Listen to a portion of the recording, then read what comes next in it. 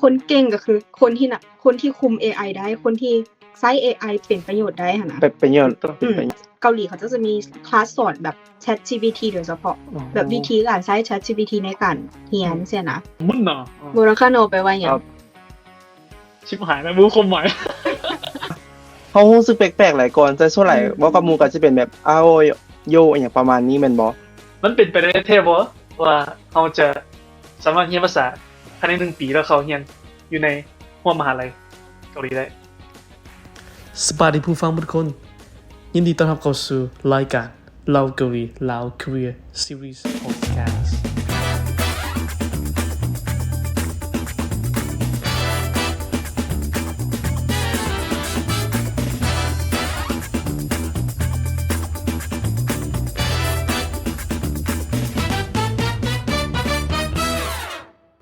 อันยองเซโย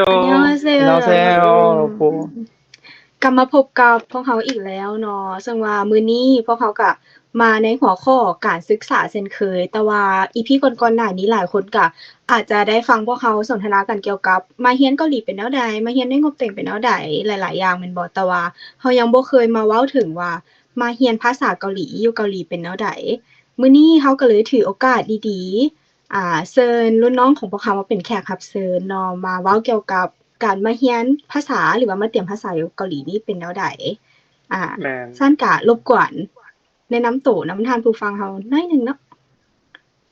โดยสวัสดีน้องเองมีชื่อว่าสุริเดชจันทาราศีหรือว่าเอิ้นว่าบ่อยก็ได้ตอนนี้กำลังศึกษาอยู่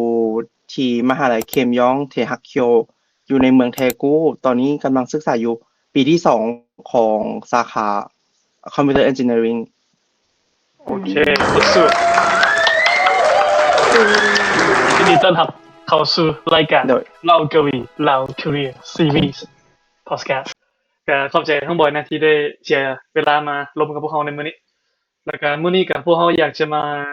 เรียกว่าคล้ายๆกับมาหาคำตอบอีกอันนึงซะบางคนอาจจะสงสัยว่าแบบว่าภายใน1ปีนะมันเป็นไปได้บ่ที่เราจะสามารถเรียนเกี่ยวภาษาเกาหลีแล้วสามารถเข้าไปเรียนในอนาคตวิชาชีพเฮาได้ทุกคนอาจจะสงสัยซึ่งมื้อนี้พวกเราจะมาสอบหาคำตอบกันว่ามันเป็นไปได้หรือบ่พวกเราเริ่มกันเลยซึ่งบ่อยพอเราเรื่องหรือว่าบอกให้กับผู้ฟังได้ฟังได้บ่ว่าตัวมีความสนใจเกี่ยวกับเกาหลีก่อนหน้านี้บ่หรือว่ามีความสนเป็นหยังคือแบบว่าเด็กมาเรียนอยู่เกาหลีใช่มั้ยเราคร่าวๆให้ผู้ฟังฟังก็คือในส่วนตัวเองเนาะน้องก็มักแบบ K-pop อยู่แล้วหรือว่ามักแบบอาหารเกาหลีอยู่แล้วนะแต่ว่าตอนนั้นยังบ่คิดว่าจะได้มาเรียนอยู่เกาหลีเพราะว่าอยากไปเรียนต่างประเทศแต่ยังบ่รู้จะเรียนไสเลยแม่เลยให้ทางเลือกว่าจะไปเรียนจีนหรือว่าเกาหลีแต่ว่าพอดีนะน้องนะเห็นทุน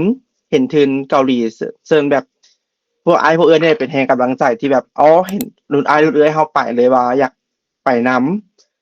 เลยนี่แหละเป็นจุดเริ่มต้นที่แบบอยากมาเรียนเกาหลี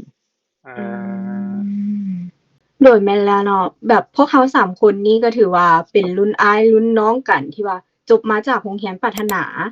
เรียนนำกันมาตั้งแต่สิว่าน้อยๆเลยก็ว่าได้แล้วก็ได้ทุนมาเรียนได้ทุน GKS มาเรียนอยู่เกาหลีนำกันซึ่งว่าทางเฮากับเจมส์นี่ก็เป็นรุ่นทำอิฐแล้วก็ต่อๆมาก็มีรุ่นต่อๆมาแล้วก็มีบอยแล้วก็มีน้องๆคนอื่นนำกันมาเรียนเนาะก็ถือว่า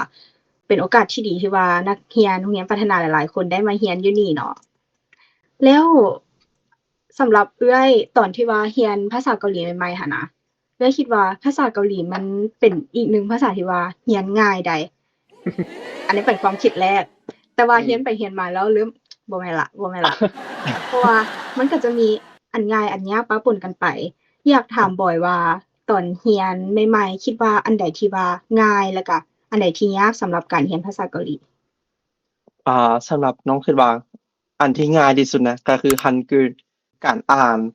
เพราะมันคล้ายๆคือภาษาลาวเลยแม่นบ่ที่มันจะเป็นแบบพยัญชนะสระอิหยังหั้นนะแล้วเราสามารถอ่านได้เลยหั้นนะเราบ่จำเป็นต้องจื้อแบบตายตัวแต่ว่าสิ่งที่ยากที่สุดก็คือการเว้าเพราะว่าในหัวเราก็จะเป็นภาษาลาวสมมุติว่าภาษาลาวก็จะเป็นค่อยไปโรงเรียนแต่ภาษาเกาหลีมันจะเป็นแบบโรงเรียนค่อยโรงเรียนไปแม่นมันจะเป็นจังซี่แล้วคันเป็นประโยคสั้นๆเราสามารถเว้าได้ ได้อยู่แต่ว่าคันมาเป็นแบบ presentation หรือว่าที่เราต้องแบบเว้ายาวๆเป็นประโยคยาวๆนะอันนี้อาจจะสับสนเพราะว่าสมองอาจจะประมวลบ่ทันสรุปง่ายๆก็คือ ฮันกึลก็คือโตเขียนที่เป็นภาษาเกาหลีหั้นนะถ้าเทียบกับภาษาอื่นๆเช่นว่าจีนญี่ปุ่นอีหยังที่จะสลับซับซ้อนกันหลายแต่ว่าภาษาเกาหลีจะแบบเขียนง่ายแล้วก็จือง่ายอ่านง่ายคือแบบเรียน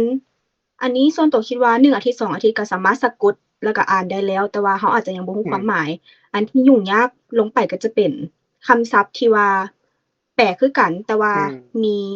หลายๆคำใช้ตามสถานการณ์แล้วก็มุนป๊อปแปลว่าไวยากรณ์ของเกาหลีคือหลายเป็นร้อย หลา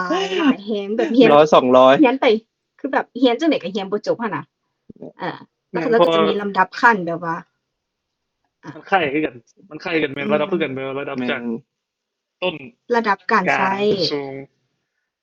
แล้วก็ขึ้นกับคนที่เราเว้านำว่าเป็นผู้ใหญ่ผู้น้อยหรือว่ามีตำแหน่งอิหยังส่ำใดก็เรียนไปตามนั้นจะเอิ้นว่าเป็นnormal กับคำธรรมดาสูงขึ้นแปลว่าเพิ่นว่ายกสูงแปลว่ามันสิมีคำยกสูงให้ทุกคนฮู้ครับว่าแม่นตามที่ทุกคนฮู้ว่า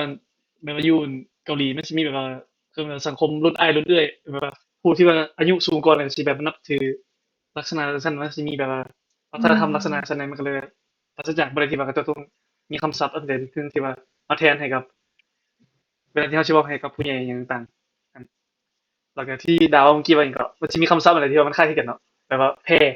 1ก็คือแปลว่าท้องแพอันที่2แปลว่าหยังฮู้บ่เหือแพอันที่3หมักไม้ลูกหมักแพมักหมักอย่างทุกอย่างหมักเพิ่นว่ามักกีฬาสักอย่างเป็นภาษาบ้านเฮาเลยบ่แม่นสาลีมักสาลีบ่สาลีก็นั่นแหละเบิ่งความแบบว่ารู้สึกว่าอันนาพยากรณ์มันบอกก็สิเป็นแบบว่าลักษณะว่าหยังก็อาโอโซอื่นอีกานะแต่คำมันคือกันแต่ว่าปีมันต้องต่างกันแต่แบบว่ามันก็สิมีอันใดนึงที่มันคล้ายๆที่มันต่างกันแน่เล็กๆน้อยๆที่ต่างกันซึ่งว่าเข้าใจหัวอกคนที่ว่าไม่เรียนภาษาใหม่ๆเลยแหละว่าง่ายจังมันแบบโคตรลำบากเลยที่มันเขาจะทำความเข้าใจเกี่ยวกับตัวนั้นคือบ่อันแบบว่าคือเฮามาเรียนจังซี่แม่นบ่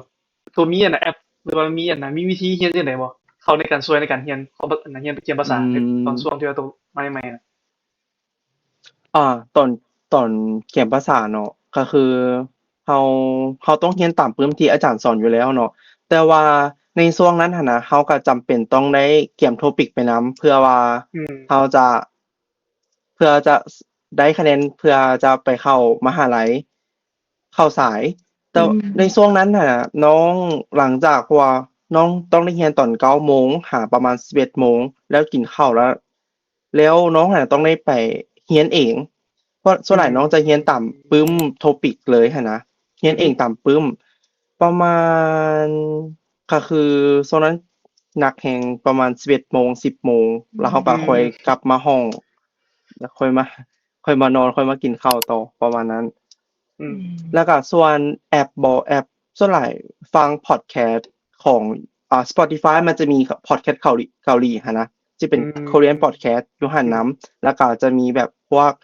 YouTube บ่หยังหั้นเป็นนิทานสั้นรบกวนแนะนำชื่อให้ได้บ่คำบ่ชื่อเดี๋ยวมีแต่ว่าไม่น่าจะคือน่าจะแม่นall things Korean podcast โอเคเดี๋ยวผมจะขึ้นเป็นชื่อเป็นฮู้ให้ตึงๆโอเคเมื่อกี้นี้บ่อยว่าตอนเรียนเราก็จะได้เรียนตามปึ้มแบบเรียนที่อาจารย์ให้มาเนาะก็คิดว่าทุกคนก็น่าจะเริ่มต้นก็คือการเรียนนะปึ้มแบบเรียนหั่นแหละแต่ว่าทุกๆภาษาก็น่าจะเป็นประมาณนี้คือภาษาที่เราใช้กับปึ้มแบบเรียนกับภาษาที่เราใช้ในชีวิตจริงหั้นนะมันจะค่อนข้างแตกต่างกันแม่นบ่แล้ว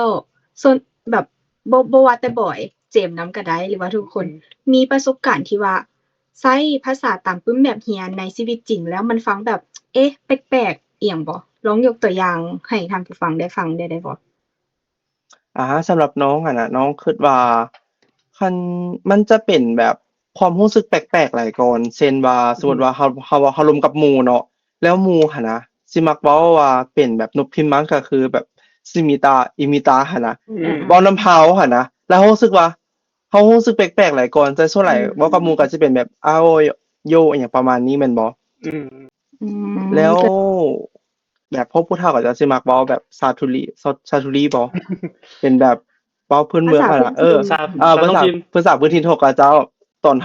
ฮาเก็บภาษาเฮาก็มาใหม่ๆเนาะเฮาก็บ่เข้าใจหั้นนะว่ามันแปลว่าหยังเพราะว่าเขาเจ้าสิเว้าไวแล้วเขาเจ้าก็สิเว้าแบบพื้นถิ่นเขาเจ้าแล้วเฮาก็บ่ค่อยเข้าใจตอนนั้นปานใด อืม แม่นเพราะว่าอยู่เมืองเดกูกับเมืองบุซันนี่คือเมืองอันเขาอยู่แม่นคืออายุนั้นมันสิเป็นเคลื่อนเมืองชงซังโดซึ่งเขาจะมีภาษาท้องถิ่นแบบแห้งๆคือแบบคนใต้บ้านเฮานะแล้วสิเว้ากันแบบ คือ ตอนนั้นจริงๆเลยตอนเรียนภาษาลาวอยู่บ้านเฮานะอาจารย์มักเปรียบเทียบให้ฟังแบบเวลาที่คนใต้กับคนนั้นภาคเหนือเจ้าอันน่ะไล่หมานะ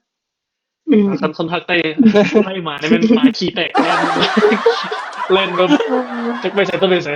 แต่ว่าคนเหนือบอกนี่มันสิแบบม่วนแฮงหมาบ่ไปใส่เนี่ยคือแบบคนทางใต้เขาก็สิแบบคือแบบตัวอย่างแบบบ่รักข้าวหนูแบบสินะบ่รักข้าวหนู อ่า ผมมึนเนาะ โมราคาโนแปลว่าหยั ครั ง บ ชิบหายแล้วรู้ความหมายเยอะหมายคือว่าเป็นหยังลักษณะเนี่ยไม่ อืม แบบว่าไม่หยังบ่ลักษณะเนี่ย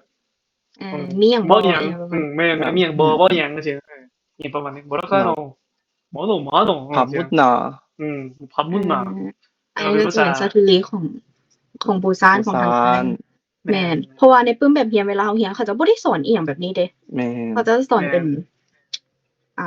พื้นฐานบ่แม่นพื้นฐาน เขาจะมาตรฐาน สอนมาตรฐานภาษาภาษามาตรฐานก็มันสิบ่มีดอก มาตรฐานเสียง อีกอันหนึงมันมีอันหนึงบ่อยน่าจะเคยได้ยินบ่จักไปเบิ่งอันน่ะเคยนะอีโมนะอีโมภาษาการอาจุชินะพอเรามักเว้าจังซี่นะกะไอ้ก็เฮ้อเดี๋ยวไอ้ว่าอะไรกันเนี่ยก็ คือหยัง ไอ้กะแล้วบ่อย ภา เขา ค จะ ไทยสิเหรอ บ่แม่น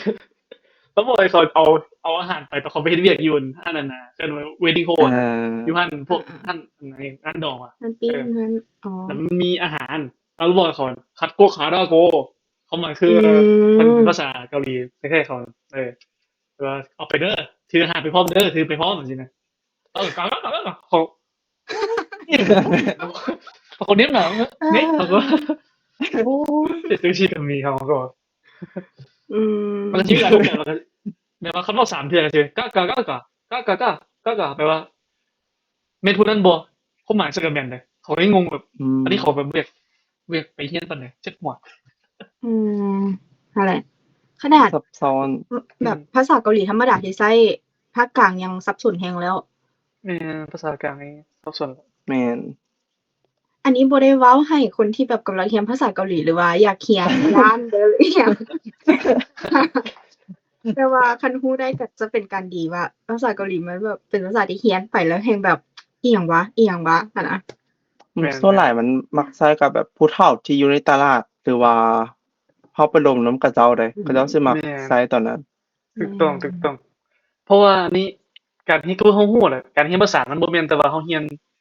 แต่ตัวหนังสือนะมันต้องเรียนทั้งวัฒนธรรมพร้อมประวัติศาสตร์พร้อมเนี่ยทุกคนเฮาต้องเรียนมันมีเกินว่าความเกี่ยวข้องกันอยู่แล้วถ้าเฮาบ่ฮู้ถึงฮู้แต่หนังสือซิเฮาบ่สามารถที่เข้าใจแบบวัฒนธรรมเข้าใจ100%แต่ว่าเฮามาอยู่โดนสิเฮาก็จะเข้าใจคือบางคนที่ว่ากำลังเรียนอยู่สปลาวถึงผู้ฟังคนบางที่ก็อาจจะแบบว่ามันบ่เข้าหัวมันมีความลำบากแฮงที่เข้าใจ ฉันแนะนำเป็นอยากให้ทุกคนไปขึ้นมามักในวัฒนธรรมหรือกันเขาเจ้าใช้ชีวิตกันจังไดเขาเจ้าแบบว่าเรือเบิ่งหนังบ่เรือฟังฟังเพลงอย่างเขาคิดว่ามันอาจจะเป็นหนึ่งในวิธีที่จะช่วยให้เขาเรียนภาษาเกาหลีได้ไวขึ้นที่เขามาเรียนอยู่เกาหลีใช่ไหมบ่อย สิ่งที่สำคัญที่สุดที่ว่าก่อนเขาที่เขาเรียนมหาลัยได้เป็นหยังก่อนที่จะเข้ามหา topic ถูกต้อง topic ซึ่งลองใช้วิธีเรียนเวลาเรียนท็อปิกหรือว่ามีแบบว่าประสบการณ์อะไรที่เราอยากจะแนะนำให้ผู้ฟังได้ฟังนำกันบ้าง ก็คือตอนที่น้องเว้าก่อนหน้านี้ก็คือว่าหลังจากที่เลิกเรียนอยู่ในออกฮักตั้งหรือว่าโรงเรียนเข็มภาษาน่ะ อืม ก็คือน้องน่ะ ต้องได้ไปห้องสมุดประมาณ6 โมงแลง5-6 โมงแลงจนฮอดหั้นนะน้องไซเฮาสิเรียนตั้งแต่จันทร์หาศุกร์เท่านั้นเพราะวันเสาร์วันอาทิตย์หั้นนะเฮาจะพักผ่อนสมองเฮาจะเรียนแต่จันทร์หาศุกร์ตั้งแต่9 โมง1 โมงอยู่เรียนภาษา6 โมง11 โมงตอนอยู่ห้องสมุด โอ้ ประมาณนี้ ส่วนหลายมันก็จะเป็นปึ้มเนาะเขาก็จะมีปึ้มเขาก็เฮ็ดตามแบบฝึกหัดแบบฝึกหัดซื้อปึ้มมาดู อืม เพราะว่าก็คือที่เขาฮู้เนาะแม่นว่าตัววางแผนซั่นเนาะแล้วเขาสิแบบว่าเรียน โดย เป็นลักษณะนั้นซึ่งมันก็มีบางครั้งที่เขาท้อแท้ใช่ไหมแล้วต้องมีวิธีอะไรในการรับมือเกี่ยวกับจุดนี้ ตอนก็คือน้องว่าวันเสาร์อาทิตย์น้องจะบ่เรียนแม่นบ่เพราะว่าน้องแบบเฮาเรียนมาเป็น5 มื้อติดกันแล้วหั้นนะเฮาจะเมื่อยเฮารู้สึกว่าเฮาสมองเฮาจะเพลียแล้วแล้วเฮาก็วันเสาร์อาทิตย์เฮาก็จะไปลิ้นกับหมู่ไปเนาะไปกินข้าวกับหมู่นัดหมู่ไปลิ้น แล้วโดยเฮาก็ผ่อนคลายในช่วงนั้น ประมาณมื้อ1-2 มื้อ อืม ว่าง่ายๆคือ วางแผนไว้ว่าเรียนภายในอาทิตย์หนึง5 มื้อพอแล้วอีก 2-3 มื้อเข้าไปพักผ่อนหย่อนใจให้เฮาแบบว่ารีเฟรชสมองขึ้นเพื่อให้มันบาลันซ์กันบ่ให้มันแบบกดดันจนเกินไปคือแบบอัดแน่นจนเกินไปมันสิระเบิดเนาะจะนำ Pepsi แม่ เอาสั่นไหล แม่น มันสิพูดออกแม่น เพราะทรงเตรียมภาษาถือว่าแบบสิว่าเป็นปีที่ว่าม่วนที่สุดในการอยู่เกาหลีกับแมนแล้วก็เป็นปีที่กดดันที่สุดในการอยู่เกาหลีกับแมน ต้อง เพราะว่าเขาก็ต้องเอาคะแนน topic เพื่อไปเรียนเข้ามหาลัยซึ่งว่ามหาลัยบางบอนก็จะแบบต่ำสุดก็ topic 4 topic 5อิหยังซี้นะแล้ว1 ปีที่เราใช้เตรียมภาษาก็ถือว่ามันสั้นแรงได้ตอนพวกเอ้ยมาหั้นนะพวกเอ้ยเตรียมภาษามาแค่เดือนเดียวเดือนปลายซั้นติบ่เนาะ เดือนเดียว แล้วก็มาเริ่มแล้วก็มาเริ่มถือว่าเริ่มทุกอย่างอยู่เกาหลีเลยก็ว่าได้ แม่น เริ่มอะ แม่น ตอนน้องเรียนก่อนจะมาเกาหลีเนาะก่อนจะสิ่งถึงนั้นน้องก็ไปเรียนอยู่ลาวคือกันเรียนภาษาประมาณเดือนหนึ่งเดือนครึ่งนี่แหละ แต่ตอนนั้นน้องก็เริ่มใหม่กันเริ่มอ่านเริ่มหยังใหม่ก่อนช่วงยืนถึงน้องคาดหวังที่อยากได้ใบ TOEIC หั้นนะแต่เขาก็บ่เอาแบบแอดวานซ์ขนาดนั้นเขาก็ TOEIC 1บ่หยังหั้นนะเขาก็ไปเสี่ยงเพื่อแก้มเอาทุนซื่อๆหลังจากเสี่ยงแล้วเขาก็รู้ว่าเขาได้ TOEIC 1เนาะเขาก็ได้แล้วเนาะแล้วเขาก็บ่ได้ใช้เกาหลีไปอีกเลย แล้วมันก็ลืมเบิดวันนี้กลับมาเกาหลีแล้วก็เขาก็ต้องได้เริ่มต้นใหม่ไปเลย เริ่มเลเวล1ใหม่ ปีหนึ่งคันน้องสิบ่ผิดเราจะเข้าไปแต่4ระดับ1บ่แบบเลเวล1เลเวล2เลเวล3เลเวล4สินะแล้วส่วงเต็งโทปิกรอบสุดท้ายเนาะประมาณเดือน10เดือน11นี่แหละ น้องหันละหักก็อยู่เกือบ3เลเวล3แล้วเราอะต้องได้Topic 3ขึ้นไปแล้วมันในสิ่งอันนั้นมันก็จะมี3 4 5 6ระดับภาษานะมันก็จะกดดันในช่วงนั้นแฮงคั่นน่ะว่าเราจะผ่านบ่หั่นนะแม่น ถูกต้องคือดาวเด้ว่าลองเราประสบการณ์อันน่ะให้ผู้ฟังได้บ่ว่าเพิ่นเรียนจังได๋คือแบบเขาได้ยินว่าตอนเพิ่นอยู่บุซันนี่มันเขาเจ้าแบบทิ่ม topic ใส่หัวพวกเพิ่นปั่นอันน่ะ ปั่นอันนั้นน่ะเขาสอนใส่ตั้งแต่ topic แม่นบ่ตามที่เขาได้ยินว่า แม่นสำหรับโรงเรียนที่เขาเรียนเตรียมภาษาตอนอยู่บุซันหั้นนะก็ถือว่าโชคดีอย่างหนึ่งที่เป็นโรงเรียนตามอาจารย์สอนเลยซะอาจารย์เราจะสุ่มใส่การเสียง topic หลายกว่าบอนอื่นๆแบบตอนเข้ามหาวิทยาลัยก็จะตามปึ้มอยู่แต่ว่าชื่อได้ว่าน่าจะอาทิตย์2อาทิตย์นี่แหละแล้วอาจารย์ก็เอา topic มาปึ้งมื้อนี้เราจะมาเริ่มเรียน topic กันทุกคนแบบเลยเหรอเลยหว่า แล้วก็จะให้เวียกบ้านเฮ็ดแบบเฮ็ดข้อนี้มาส่งอาจารย์เด้อตามระบบ topic เลยแล้วเขาก็ลึงการเรียน topic มาปีหนึ่งเลยเต็มๆคิดว่าอันนี้น่าจะเป็นข้อดีของโรงเรียนที่ว่าเตรียม topic มาให้เว้าตามตรงก็คือการเรียนเตรียมภาษาก็คือหลายๆคนแหละอยากได้ topic คือถูกต้อง คือการออกมาใช้ภาษาทางนอกแบบเราเฮ็ดเองก็ได้เสียนะแต่ว่าการเรียน topic บางเทื่อเราก็อยากให้อาจารย์แบบชี้แนะ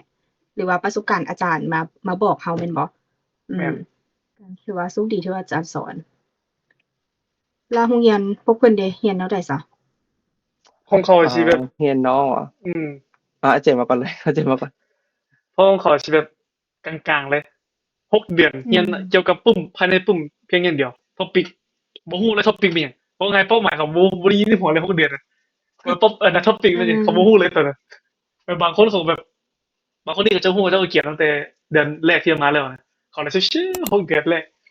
นั่งชิวๆนะเรียนไปม่วนแล้วมันหลังจาก6 เดือนผ่านไปบัดนี้แต่ละคนเขาได้ท็อปิก3หมดเลยอ้าวเขาก็เซ็งได้นะพวกเขาเขาก็บ่ได้ว่าเหลือแต่เองผู้เดียวในห้องซิชิปหายไปความกดดันเข้ามารู้เขาเล่นหัวเลย บ่ แต่ก็ที่ว่าพอระบบเขามันก็เราเรียนมันสิแตกต่างกันเนาะเรียนหนึงก็สิว่าสุ่มให้กันเรียนเข้าใจเรื่องวัฒนธรรมก่อนเรื่องอันน่ะเรื่องอะไรฮีตของประเพณีกับเจ้าก่อนเราจะมาสอนท็อปิกยาเสพติดสุดท้ายใช่ไหมแล้วแต่คนก็ได้เบิดเกือบได้เบิดคนประมาณ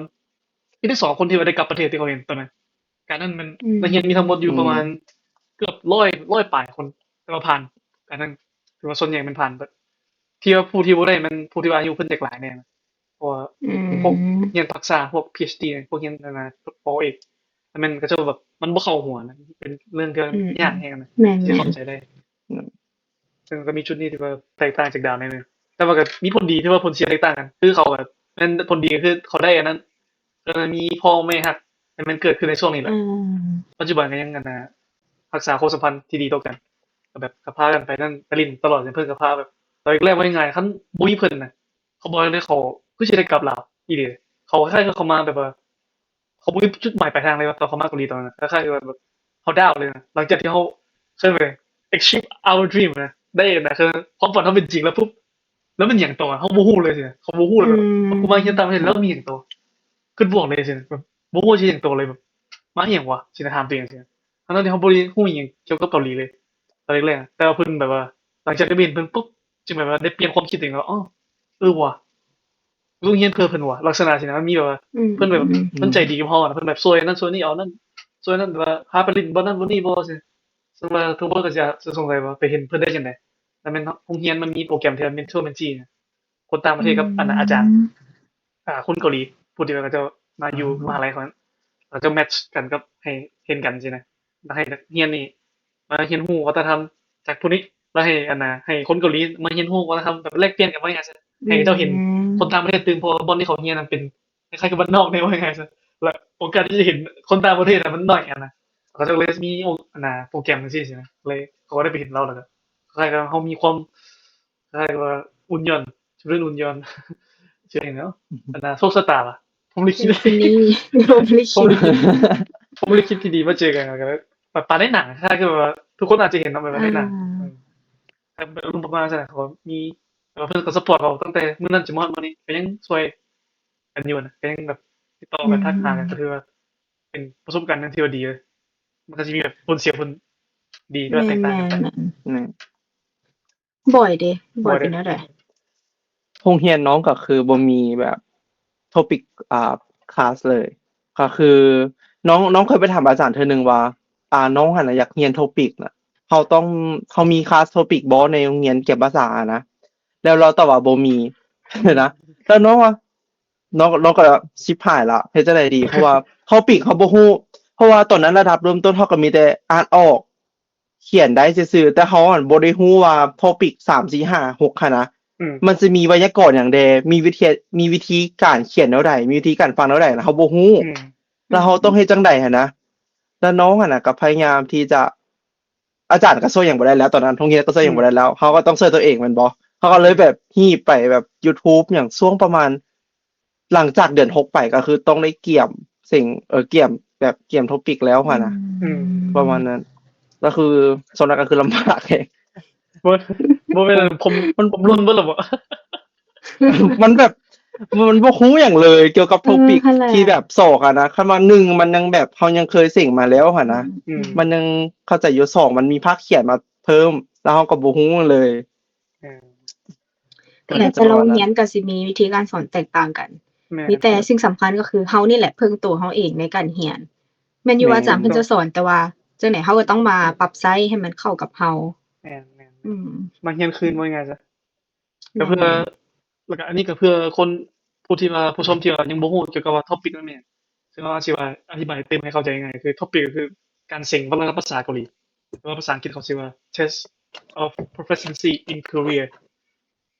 แล้วก็ย่อจาก topic ซึ่งว่าใครที่ว่าสิได้สามารถเข้าเรียนมหามหาลัยอยู่เกาหลีได้แม่นต้องได้ท็อปิก3ขึ้นไปแต่ว่าบางสาขาสิแตกต่างกันคือบางคนที่ว่าเรียนในเรื่องสาขาการบริการบ่หรือว่าพวกกันนะเรียนสาขาเรื่องภาษาเกาหลีบ่โดยตรงซี่จะต้องได้ระดับ5ขึ้นไปแล้วบางบ่อนก็แม่นระดับ4แต่ว่าคือเรื่องวิศวกรรมวิทยาศาสตร์นี่มันบางบ่อนก็4แต่ว่าบ่อนก็3คือลักษณะคือสาขาของเฮามันสาขาวิศวกรรมแต่ว่าเพิ่นให้แต่ให้ได้3ก็พอเพราะว่าส่วนใหญ่ก็เป็นภาษาอังกฤษสินะมีภาษาอังกฤษเข้านำสินะบ่บ่อยคือกันแม่นบ่เลยเขาก็3ขึ้นไป เพราะว่าส่วนหลายคันว่ามันจะมีแบบคลาสเรียนที่เป็นครูต่างประเทศมาสอนเป็นภาษาอังกฤษนำหั่นนะก็2 3 4 5อันอยู่ได้ก็ส่วนหลายก็บ่ค่อยใส่ แม่นแล้วอันน่ะตอนที่พวกเขาเรียนน่ะมันว่ายังไงซะเขายังบ่มีคือมันยุค AI เนาะตอนช่วงที่เขามาใหม่ๆมาเรียนบ่ได้ บ่รู้จักเลย บ่ได้เอามาใส่เลยบ่ได้เอาหมุนใส่เลย เปิดปึ้มอย่างเดียว แม่นซึ่งว่ายังไงเขาให้มาเรียนเกาหลีในช่วงยุคนี้นะอีหลีแบบคันฮู้ใช้ AI นะทุกคนมันเรียนได้ไวอีหลีผมบอกแต่ว่า6เดือนนั้นมันเพียงพอที่จะเขาเข้าใจได้นะ อืม เขาเพียงแต่ว่าเขาใส่อันน่ะคือแบบ prompt เนาะแบบว่าเขียนคำสั่งว่าเขาต้องการให้มันเฮ็ดจังได๋นะเป็นนะแม่นเขาเรียนภาษาทั้งอังกฤษทั้งเกาหลีได้ไวเขาว่าบ่ได้บอกเลยเพราะมันเดี๋ยวนี้คันเราบ่ไปศึกษานำใช้มาเขาคิดว่าเราอาจจะตก trend นี่ตก trend ปุ๊บก็คือที่ทุกคนฮู้แล้วก็ตามหลังหมู่ทำไมที่ว่าอันน่ะสนใจเนาะใครที่ว่าสนใจแม่นอยากรู้เกี่ยวกับเรื่องจังซั่นสามารถทักมาหาพวกเขาได้หรือว่าเอาทุกคนลองแนะนำอันใดอันหนึงเป็นน้ำย่อยให้เขาเจ้าฟังได้ว่าทุกคนเลยลองใช้ AI ในการเรียนภาษาเกาหลีแล้วมันช่วยคือแบบในช่วงเวลาเราเรียนอยู่นี่นะ สำหรับเขาตอนเรียนคือเพิ่นเว้าหั่นแหละตอนเรียนภาษาคือบ่รู้จักอันนี้เลย แต่ว่าหลังๆที่แบบเข้ามหาลัยมาเกาหลีเขาจะมีคลาสสอนแบบ ChatGPT โดยเฉพาะแบบวิธีการใช้ ChatGPT ในการเรียนซี้นะแล้วเขาก็มาปรับใช้ทั้งแบบภาษาอังกฤษภาษาเกาหลีซึ่งว่าอันที่เรียนก็จะเป็นคำศัพท์ที่ว่าแบบเขาจะอย่างแสลงหรือว่า Gen Z ที่เขาจะใช้กันแม่นบ่อันนี้เขาตกใจเลยว่าฮะ AI รู้ขนาดนี้เลยว่ะนึกว่ามันจะรู้แบบว่าคำศัพท์ทั่วไปที่เราเรียนนี่จังซี่นะแล้วเขาก็เลยลองถามว่าแบบลองสอนแบบแสลงหรือว่าคำศัพท์คำที่แบบวัยรุ่นเขาจะใช้กันให้แหน่อิหยังจังซี่นะมันลิสต์ออกมาเป็นโอ้แล้วแบบมันเป็นคำศัพท์ที่ใต้แท้หั่นน่ะอันนี้ก็คือลงกับภาษาเกาหลีนำก็ถือว่าสุดยอดคือคนสอนเลยหั่นน่ะแม่นแล้วบ่อยเลยได้นำเขาเอาได้นำใส่เขาในการเรียนจังบ่ก็คือทุกอย่าง ตอนเรียนภาษาน่ะน้องก็ยังบ่ได้บ่แม่นฮู้แต่ว่าเขายังใช้บ่เป็นเทื่อหั่นนะเลยน้องก็เลยเก็บเอามาใช้ช่วงแบบปี1บ่ก็ใช้ทุกอย่างเลยใช้เกี่ยวกับการเสิร์ชข้อมูลรีเสิร์ชการ presentation หรือว่า